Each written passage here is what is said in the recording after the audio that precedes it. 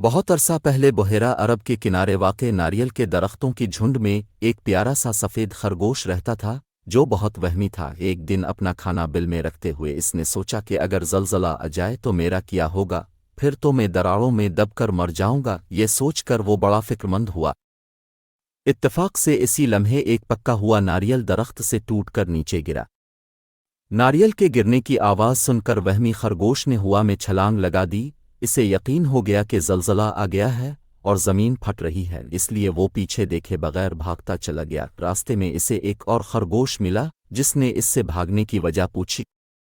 بھائی، تم اتنی تیزی سے کہاں بھاگے جا رہے ہو؟ خیر تو ہے؟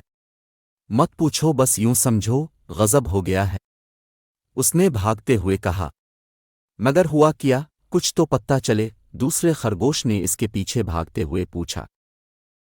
وہمی خرگوش نے ہامتے کانپتے اور بھاگتے ہوئے بتایا، زمین پھٹ رہی ہے، اگر جان بچانی ہے تو بھاگو۔ یہ سن کر دوسرا خرگوش بھی خوف سے اس کے پیچھے بھاگ کھڑا ہوا۔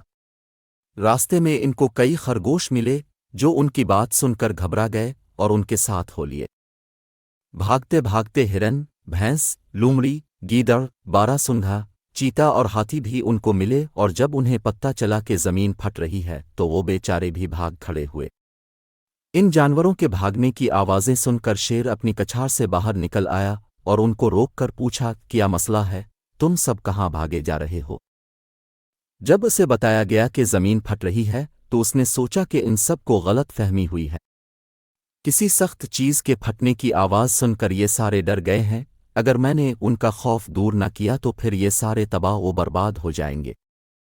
مجھے کسی بھی قیمت پر ان کی جان بچانی چاہیے۔ یہ سوچ کر اس نے پوچھا، تم میں سے کس نے زمین کو پھٹتے ہوئے دیکھا تھا؟ کسی نے کہا، ہاتھی کو پتہ ہے، لیکن ہاتھی نے جواب میں کہا، مجھے کوئی علم نہیں، مجھے تو چیتے نے بتایا تھا۔ چیتے نے انکار کیا اور کہا، مجھے تو سب کچھ بی لومڑی نے بتایا تھا۔ بی لومڑی نے سنا تو صفائی پیش کی، اے خدا کی قسم، میں نے دھرتی کو پھٹتے ہوئے نہیں دیکھا تھا، میں تو مزے سے سو رہی تھی کہ اچانک گیدڑ بھائی نے مجھے جگایا اور یہ ماجرا سنا کر بھاگ کھڑے ہونے کو کہا۔ گیدڑ نے کہا، مجھے خود علم نہیں، بارہ سنگھے نے مجھے یہ بات بتائی تھی۔ بارہ سنگھا کہنے لگا، مجھے بھینس نے یہ سب کچھ بتایا تھا۔ بی لومڑی نے سنا تو صفائی پیش کی، اے خدا کی قسم، میں نے دھرتی کو پھٹتے ہوئے نہیں دیکھا تھا، میں تو مزے سے سو رہی تھی کہ اچانک گیدڑ بھائی نے مجھے جگایا اور یہ ماجرا سنا کر بھاگ کھڑے ہونے کو کہا۔